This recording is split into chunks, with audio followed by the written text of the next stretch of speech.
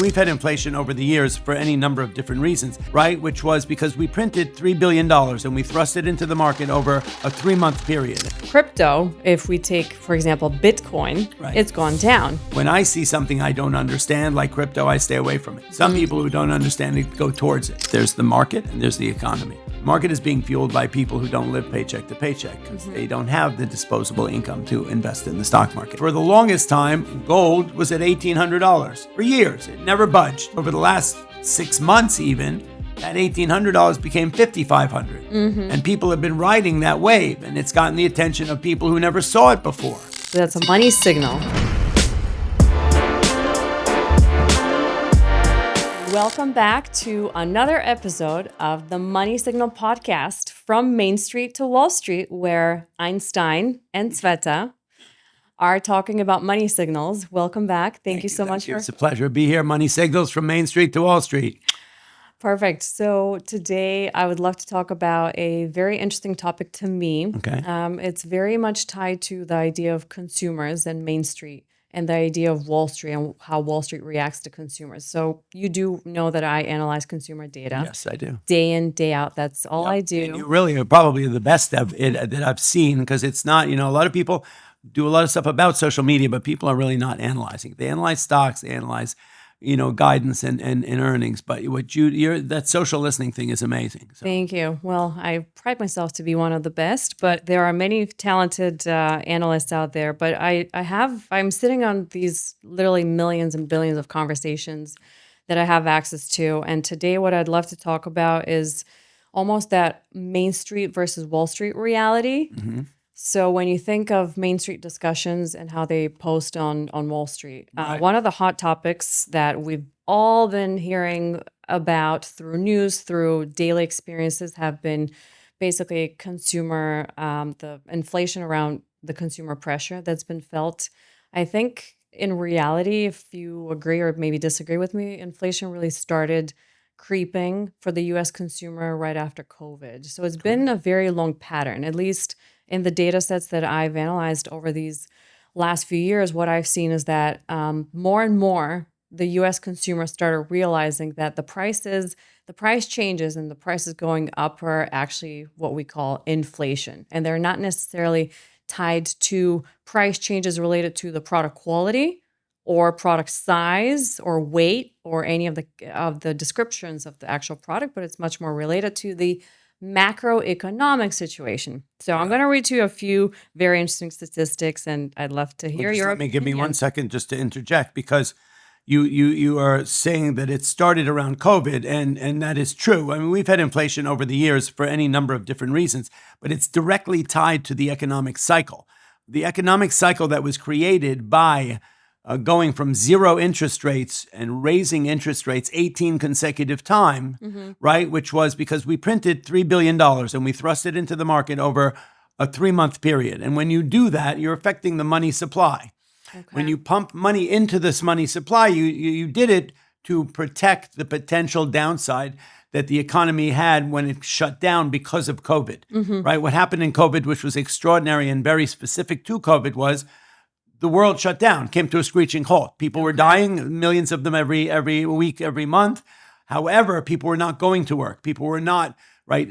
Product and services were not being done, right? We still needed to eat, right? But our day-to-day life, which works the mechanism of the economy, came to a screeching halt. I don't think we've ever seen that happen. We've had booms and we've had busts, but never did our whole lives come to a complete halt. Yeah. Now, the Federal Reserve, one of their jobs is to put money into the money supply in a response to protecting companies from going bankrupt, for the government to go bankrupt and everything, in order for the mechanism to keep moving when we are not producing, right? Well, we're still consuming, but we're not producing because everyone was sheltered in place. Yeah. We had to put money into the system, right? Almost fake money in a way. Right. I mean, we printed money and we put it in the system. What was smart about it was during the financial crisis, we put $800 billion in over 18 months. It took 9 years to get back to even. During COVID, we learned our lesson. We didn't have 18 months to go back to even. We needed to get back to even right away because it was a global health crisis. So we couldn't wait around, right? So what they did was they put $3 trillion 5 times as much or was something. I'm not that great with numbers in a shorter period of time because you had to pour gas on this fire. By thrusting so much money, we got back to even by August. 5 months later, the market was back to even. What that causes is inflation, because when you pump money into the system, there's the more money that's in the system, that creates inflation. So inflation was a result of the money supply being added to I can't find the word in a certain way, in a not a fake way, no, in a artificial. That's the word, in an artificial way. Okay, so go ahead. Give me the database. Well, thank you for the lesson. Yep. Again, I'm not an People I economist. need to identify the inflation can be caused by any number of things, but Right. this was caused by money being pumped into the system, and there was no production going on. So things by nature, when people had to go out and start producing eggs again and producing lumber again and producing, we still had to, the shelves went empty. But as a result of that, by the time they wanted people to go back to work and start producing again, it costs more to do it. I see. Right? Truck drivers refused to go back to work until they were paid $160,000 to deliver those goods when we got the goods back online. Right? It was I would hope that there are economic classes that will study the economics of COVID and what that did, because never in our lifetime, for sure, as we've ever seen. We've had booms and busts, but we've never seen a complete economic shutdown where people were sheltered in place. They weren't, no planes, no trains, no automobiles, nothing. We emptied the shelves until there was no more. And then you created this artificial marketplace because people started getting it from all over the world. Remember what we were paying for masks? I do, and for hand sanitizer and for paper towels and for toilet paper, right? When you don't have a product, and you have to go search it, it's at the market value, what the market's willing to pay for it. Right. If you'll remember, if you needed some toilet paper or paper towels, you'd pay anything for it. If you needed masks, you would pay anything. That created this whole economy. I got involved in that for a little bit, and it was scary to see. It was like people were, jumping on top of other people to get stuff. It's kind of like, Black Thursday or Black Friday during the holidays when everybody wants to get into Macy's for that sale. It's not the best of us as humans, to be honest. It's lessons, right, of humanity and also lessons of history. But that's a whole nother episode, but let's keep going. Another signal. I mean, I love identifying. As you were talking, I'm like, I have 5 ideas for a business. But maybe there's a professor out there who's going to listen to this, and they'll make a course out of it. Yeah, it'd be a great course. I'd love to teach it. There you go. So it's funny, everything that you said, not funny, actually, it's very interesting. Everything that you said really very much corresponds and is tied to what I had seen. Okay. Because I've been a research analyst on social media for the last 17 years, which is crazy. Wow. I know I look very young. You were 4 years old when you started. Correct. But during COVID was the first time that we actually saw also the rise of e-commerce to a whole different level. Again, how I love talking about retailers and how they've changed the way that they operate. So before we're talking about brick and mortar, now retailers over the last 5 years, short 5 years, they have moved on to be e-commerce, e-retailers. Everything is e. Killing it in the game of online shopping. That's what we see also with new platforms and newer social media platforms like TikTok, which I love talking about. Commerce stores embedded in social media. And the way that we shop.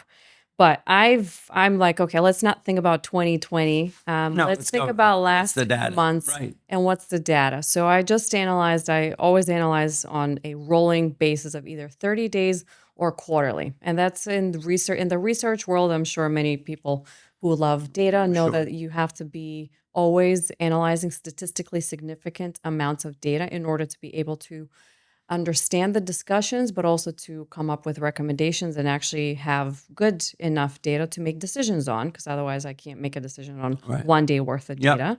So in the last 30 days, this is an average, by the way, so take it or leave it, we're in 2026, average conversations in the US around inflation, from consumers only, not including news media mentions, I love outlets, that. all of that. So just U.S. consumers who talk and mention the keyword inflation Right. are 3.2 million mentions. Those are In the last 30 days. rolling 30-day average. So 3.2 million So it's of concern. consumers. And if you think about it, I mean, are 3.2 million consumers a statistically significant amount of people in the U.S. who go and talk about inflation? Yes, obviously our population is like 330, I think, is the latest. Right. But how many Million. of those are children? But then how many of are those adults? elderly? Correct. How many are actually on social media?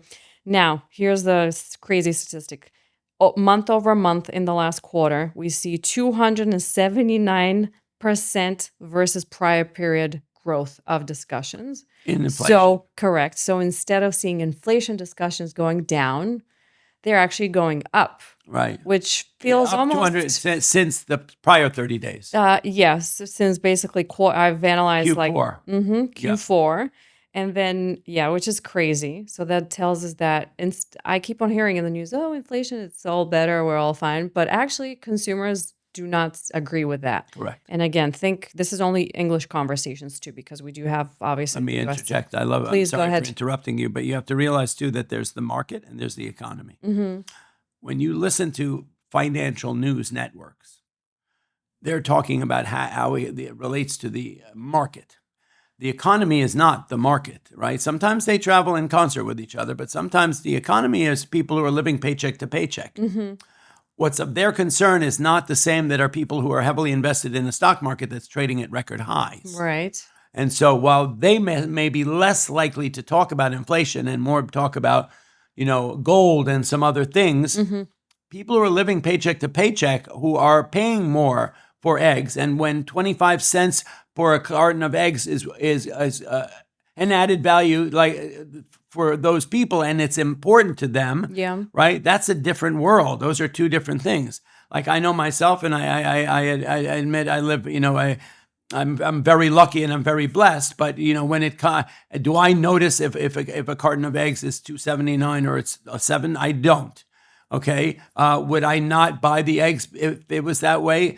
It wouldn't matter. I would pay whatever I had to for the eggs. But crazy enough, in the richest country in the world, there are people who cannot travel if the price of gas goes up. They can't take a vacation. There are people who can't buy eggs for their 4 children if the price of eggs goes up. And so they're impacted by inflation. That's why they're talking about it. Support for the show comes from VCX, the public ticker for private tech.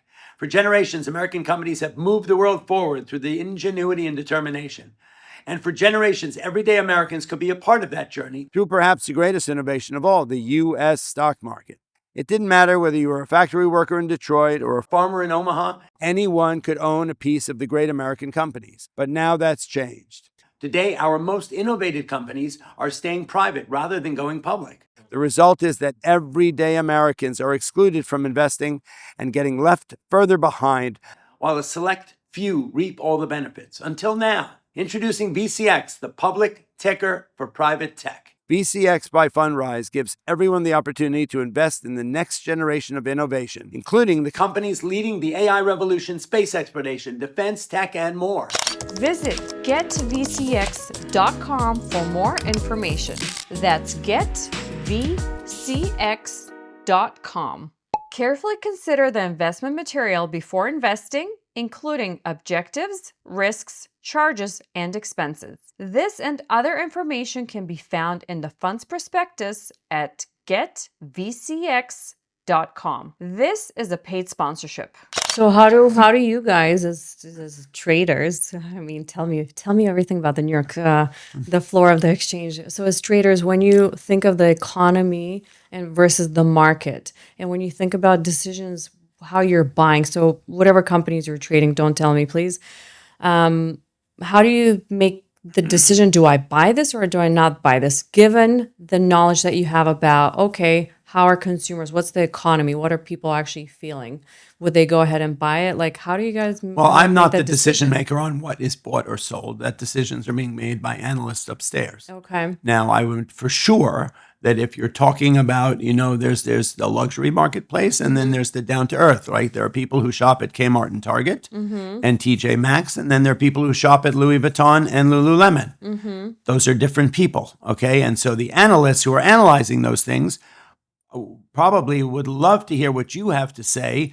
The TJ Maxx people and the Kmart people, Yeah. I don't think Kmart's public anymore, but would be interested to know what the people who are impacted by inflation, who are talking about the economics, how is that going to affect the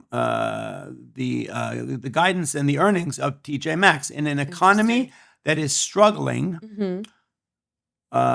Discount retailers go up because that's where people tend to go shopping more. Yeah. They're not going to Whole Foods because it's more expensive. They're going to Walmart and TJ Maxx. Why do we think Walmart and TJ Maxx started selling food?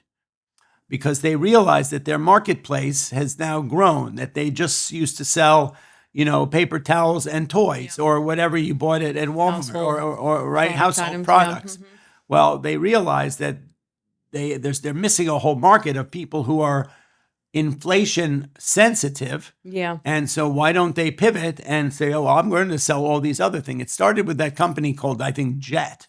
It was a company that's spin off of Amazon or one of those companies. A friend of mine who knew the person who did it, when that happened with this whole e-commerce explosion where you could literally go to one place and buy everything. I mean, look at Costco. You can buy a Rolls Royce, a diamond ring, a car. You can buy 100 bags of Swedish fish, and you can buy a bulk Coca-Cola, and you can buy apple juice And diapers. and toilet paper, all at Costco. What did they do? They decided to take over the whole gamut, right? And their price and their guidance is probably reflecting that. I would be curious. Do you ever go out and analyze individuals? Have you ever actually juxtaposed? In an economy that is struggling with inflation higher, have you ever analyzed Costco Whole Foods versus Walmart and TJ Maxx? Now, those are two different, used to be two different companies, but now they're probably selling very similar items. And that it would be curious to see that with inflation rising, are more people shopping there and less people shopping there? Yeah. Or how does that work? Have Yeah. you ever investigated that? Okay. Oh, yeah. And what do we find? We work with mainstream retail or discount retail. Yeah. Probably thrives in high inflation environments. Yes, if we look at number of consumers who would go shopping or percentage of consumers and then how they convert, Right. obviously. We analyze everything from zero to hero. Right.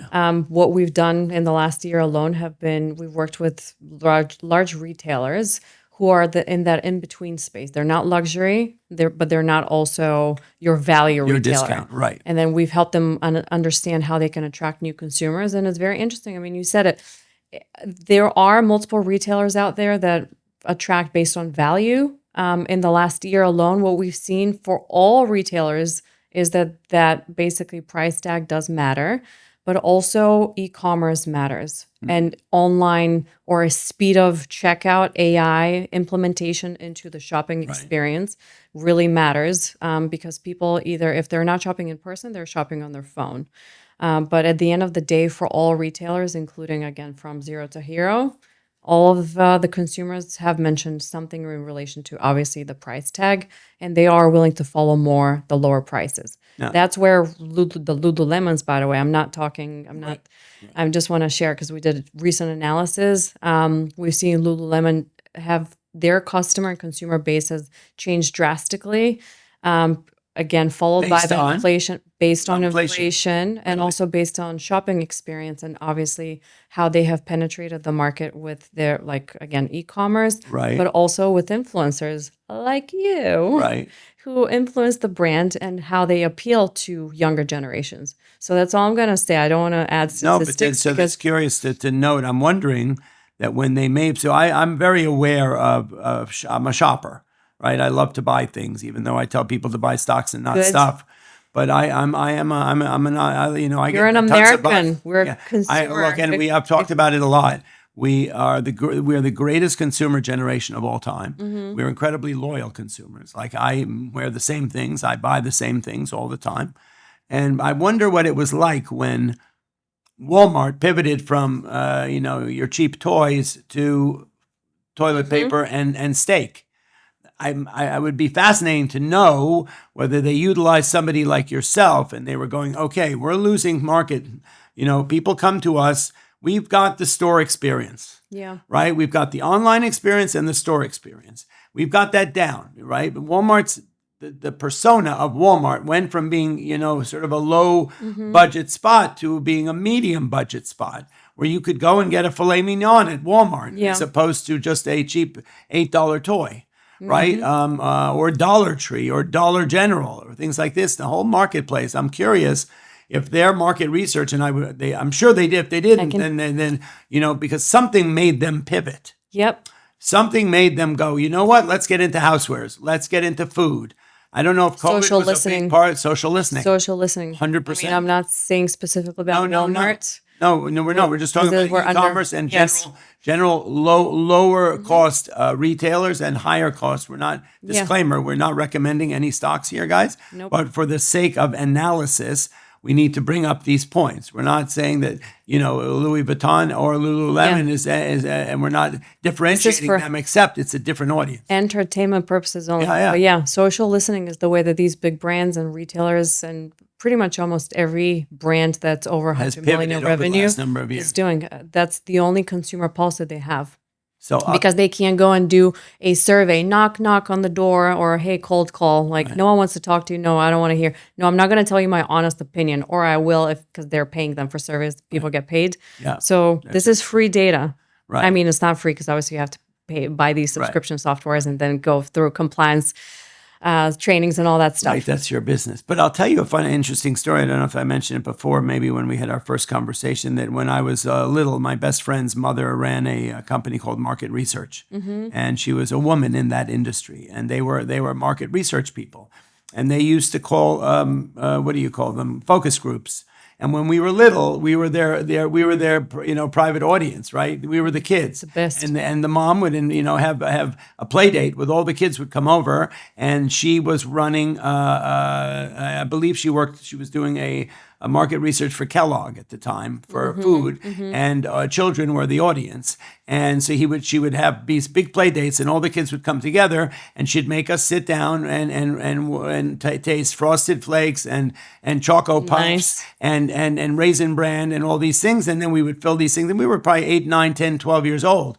But it was the way that market research was done back in the day, before cell phones and the internet. Yeah. It was done by focus groups. It was done by moms and kids who were called in to ask, what do you like better? Do you like, cocoa powder on your cereal? Or do you rather have Raisin Bran? Or do you like Frosted Flakes or what? And that was even before people started eating healthy. Because at one point we went from boring,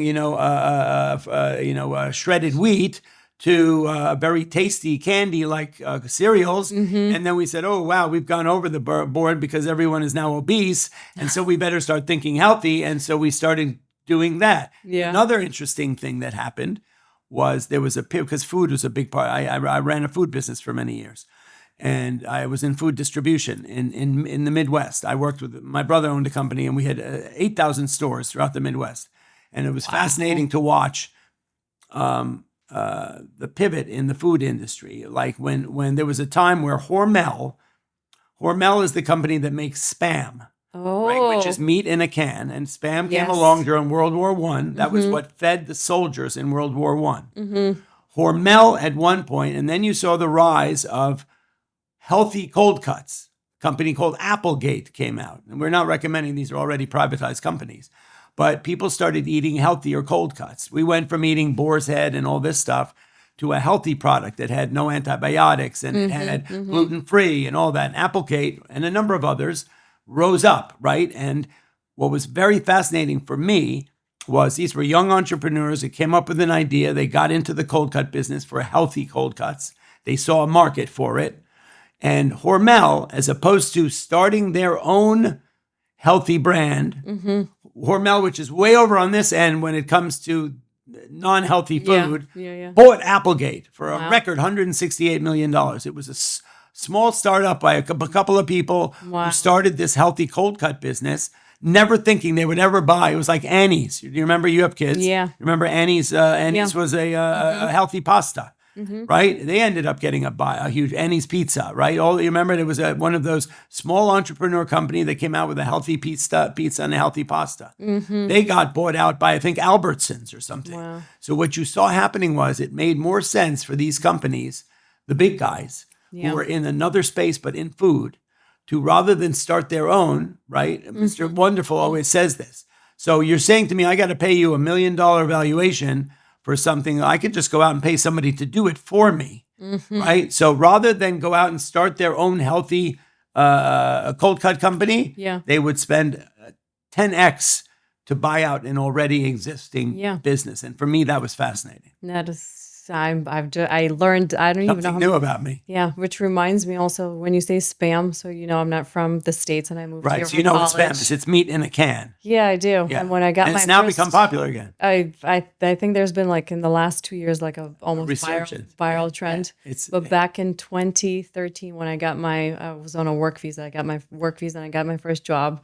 My loved ones, friends who are American, sent me a card with a gift of spam and said, "No more eating spam. Congrats on getting your first job. You've made it." That's amazing. Had you ever eaten spam? Yes. No, you didn't. Yeah. Oh my well. God. Yeah. Or something like Well, that. it's it's almost like you try. When I moved to the States, Yeah, it's yeah, like of you have course. to You try. gotta try you have to try. everything. Yeah, But it's like a nice. You mentioned. I'm like, oh, it's like a nice reminder of the immigrant journey. yes. Spam, love it. I'm like all of this. We have so information I many. love. Look, these days we have great conversations. I hope you're taking notes. Can't even, seriously. So here's another statistics. I want to read to you. I don't even want to try to say it because my team has done an amazing job. But here are the top drivers of the conversation about inflation by consumers. Okay. So the cooling inflation narrative that's basically being pushed, what consumers say, by the media, took and accounted for 58% of all conversations. So they're not buying. Consumers are not buying that this inflation is cooling. The narrative is not working. They're not buying it. Okay. And that they are basically saying that, it's pretty bad. So consumers say that while news coverage emphasized all of these 8-month low, whatever downside surprise, basically, consumers are totally not buying it. And they actually are saying that they're going for gold, crypto, and investing in equities. So basically, they believed in the macro and that inflation is possibly moving into the right direction, but they're going for gold and crypto now. Okay, so you know what that means. No, please tell me. I'm telling you what I see in the data. You tell me. When you're talking to investors, and I think we've, there as I said, there were the people who are in the economy, and then there are people who are in the market. The market is being fueled by people who don't live paycheck to paycheck because they don't have the disposable income to invest in the stock market. Okay. They may have a 401k where they work or something like that. But as far as investing in the market, that's a different demographic of our economy. But what you've seen over the last number of years with the resurgence of retail investors, right? These 50 million plus new young people who are getting into the stock market and who are trading and investing. And you're seeing also, when the conversation from the Uber driver to the guy selling pretzels and hot dogs on the street to the guy selling the bronze bulls out on Wall Street asks me, how are the NVIDIA earnings? And then people are going from an Oscar party to a NVIDIA earnings reveal party. You know that the world is changing. Okay. And that it's becoming more mainstream, that the stock market is becoming more mainstream. When all those people are asking me what about NVIDIA? Like a random Uber driver, not that I'm not saying they're any less than, but it's funny, they would not be people that would have as much disposable income to invest in the stock market. Right. And so we've transitioned a lot. Now, the thing is, gold and silver are shiny. They're things you can hold on to. Okay. They are a hedge against inflation. Historically, people, when the markets were going down, people held because it holds value. Okay. But it's also recently, it was something that people would buy when the market was going down. What happened recently was it was something that people bought when the market was going up because it was going up even faster. Okay. And that could have been a function of any number of things, whether people were shorted and people were being squeezed out, or people were just buying it because it was nice and shiny, and the return on investment was very fast and furious. Interesting. Because for the longest time, gold was at $1,800 for years. It never budged. Yeah. It went up $20, down $20. So if somebody who was a avid investor and trader, it was not a very exciting investment, right? It was for a long term, it held value, right? When the market went up, when the market went down, it held value. Yeah. But what's happened over the last 6 months, even, that $1,800 became $5,500. And people have been riding that wave, and it's gotten the attention of people who never saw it before. Interesting. So it's nice and shiny. It's got alternative uses in the AI space, data centers. There's other uses for copper, silver, and gold in business and energy, right? So it has another function besides being a hedge against inflation and a holder of value. It's got physical properties that it's being used for, right? Like uranium. I mean, we don't know it, but inside of our iPhones, there's all kinds of things like titanium and all these metals that you never even heard of that go into the chips, and right, so that all these things we had never heard of, which are, they're called what are they called? The Chinese word we're talking about. I wouldn't even. Rare earth minerals. Okay. Rare earth minerals are those things that are in the ground that China has more of than anyone on earth, and that they're using as a bit of a pawn against us. And Mr. Trump, that was one of his contentions. That suddenly, with the event of AI and the chips and the rise of data centers, rare earth minerals became something that were a holder of value, because everybody wanted to control AI and GPUs. Everybody wanted to control that. And if you didn't have these rare earth minerals, you couldn't make those things. Right. So you were holding a heavy hand on top of those who were trying to make GPUs and data centers and all that, because you had those rare earth minerals. That you couldn't make iPhones if China shut off all the supply of Whatever. Bababium, whatever it's called, Babubulabum, whatever it may be, right? It all has an IUM at the end of it, right? Yeah. But those rare earth minerals have suddenly surged to be an amazing investment. I mean, some of the most oblong characters are asking me, like, what do you think about this market? And it's some kind of a rare earth mineral. It's a stone or it's a powder, but it affects everything that we use in our daily life, from our phones to our whatever, right? So it's a whole nother thing. But I think we got sort of off track. But you asked me, we're talking about gold and crypto. Oh, the gold two and things crypto. that consumers So suddenly it became an attractive option for people because they liked it. It was new. It was unusual. I mean, when I see something I don't understand, like crypto, I stay away from it. Some people who don't understand it go towards it because they see it as a shiny thing that can go up in value, and they watched it. Right? They were really all in when it went from $2,000 to $150,000, but they did not think it was acceptable. The minute it went from $150 to $90, they thought someone's out to screw them. Yeah. Which is curious how it's like when a trader becomes unsuccessful. I had a long chat with those guys on the floor this morning, and we were talking about market makers. We were talking about traders. As long as the market's going up and in their favor, everything's all fine and good. But the minute they start failing at trading, there's somebody out to screw me. Of course. And they don't take responsibility for it. They always love to blame somebody. It's the market maker. He's out to screw me. The big guy, the whales, the suits. You're out to screw me, right? Now, I don't go for that. You do. Everyone presses their own buttons here. Yeah, never. Right, and what you've been told it time and time again, that what goes up will come down, right? And the faster it goes up, the faster it will come down. And so when gold rallied to $5,500, and then in one day it went down 30%, and you were the last guy to buy it because you just couldn't stand it anymore, because all your buddies were talking about all this money they made in gold because they rode it from 3,000 to 5,000, and you were the last schnook on the train. No one told you that the train doesn't have 4 wheels. It's only got 3 wheels. And when the second wheel fell off and it came to a screeching halt, it must be someone else's fault. Oh, I love it. I love the analogy. Yeah, love the analogy. Story. But also, I found it interesting. Again, I read the data from the team just before you and I got together, and I found it very interesting that there's the relationship that consumers see. So we're started from inflation. We're talking about inflation. Right. and they all mentioned together crypto and gold. And we just talked that gold has gone up. Yes. It's But very inflationary. Crypto, if we take, for example, Bitcoin, Right. it's gone down. Yes. So I find It it only went interesting. down after it went up a lot, right? Of course. It became Of a bit course. of a bubble.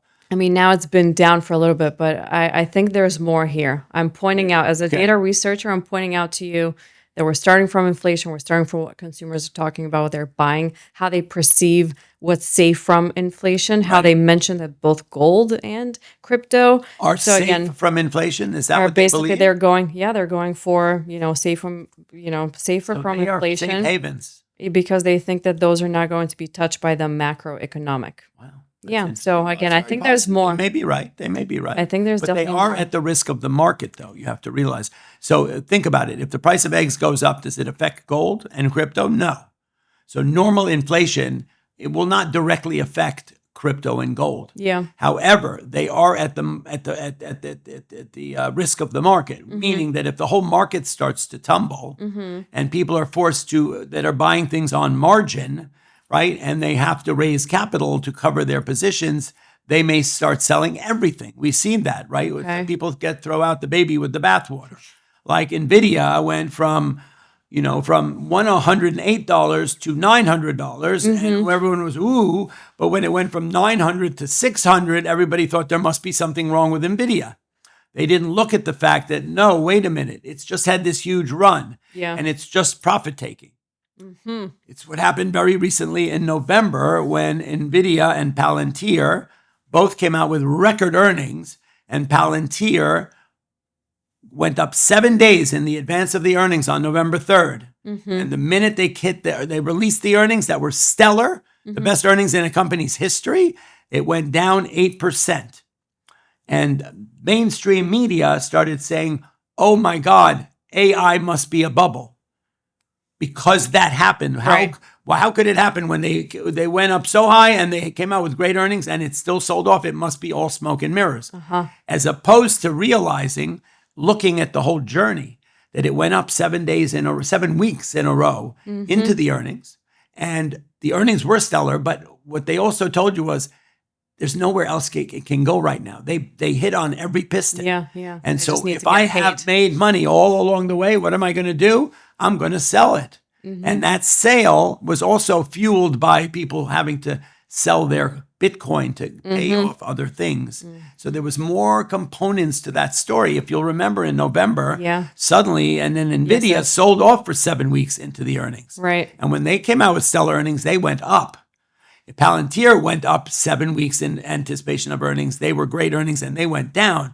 Everyone's fear was, oh, that same thing's going to happen to NVIDIA. When in fact, no, because the components were different. One went up in the advance of earnings and they sold off, which is normal market practice. Yeah. You buy low, you sell high. You buy the rumor, you sell the news. That's an old Wall Street adage, right? So if the rumor is it's going to be bad, right, then that's what people did. When they sold NVIDIA off with the whole Palantir story, nothing had changed in NVIDIA. They weren't selling it because something was wrong with NVIDIA. They were selling it because the baby was being tossed out.